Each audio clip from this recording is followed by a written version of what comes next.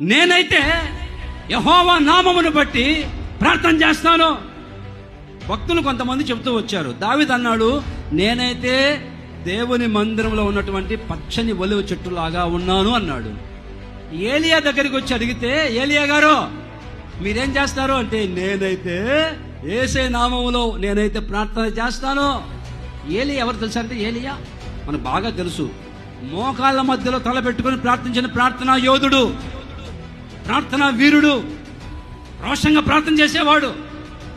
రాజు దగ్గరికి వెళ్ళి, ఏయ్ అహాబు రాజా, ఘోరమైన పాపం చేశావు, తప్పు చేశావు, నిన్ను బట్టి దేశం ఇలా మారిపోయింది. ఒక ప్రవక్త ఏలియా రాజు దగ్గరికి వెళ్ళి సింహాసనం మీద కూర్చొని పరిపాలించే రాజు దగ్గరికి వెళ్ళి, ఏయ్ అహాబు, ఒక రాజుని, దేశాన్ని పరిపాలించే రాజుని, ఎలా వచ్చింది ధైర్యం?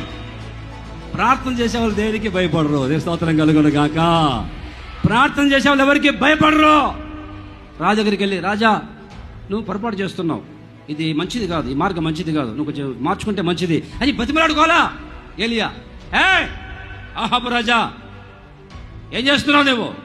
నీ మార్గం సరిగా లేదు, మార్చుకో అని హెచ్చరిక చేస్తూ ఉన్నాడు. బతిమలాడుకోవట్లా. ఇంతటి ధైర్యం, బలం ఎలా వచ్చిందంటే, మోకాల మధ్యలో ప్రార్థన చేసే ప్రార్థనా వీరుడు.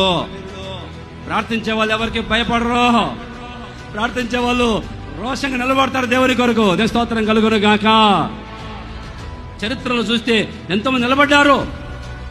ఎవరు భయపడే, చరిత్రలో ప్రార్థన చేసిన వాళ్ళు ఎవరు భయపడకుండా రాజు దగ్గరికి వెళ్ళారు, చక్రవర్తి దగ్గరికి వెళ్ళారు, రోషంగా దేవుని గురించి ప్రకటిస్తూ వచ్చారు. భయపడలా ఎవరికే. మరి నువ్వు ప్రార్థన చేస్తున్నావమ్మా? తిని పడుకుంటాను పాస్టర్ గారు. 3 పూటలు కాదు నాయన, 6 పూటలు తిని ఆరోగ్యంగా హాయిగా పడుకుంటాను ప్రభు. ప్రార్థన చేసే మనిషి నీకు ప్రార్థన చేసే కదా.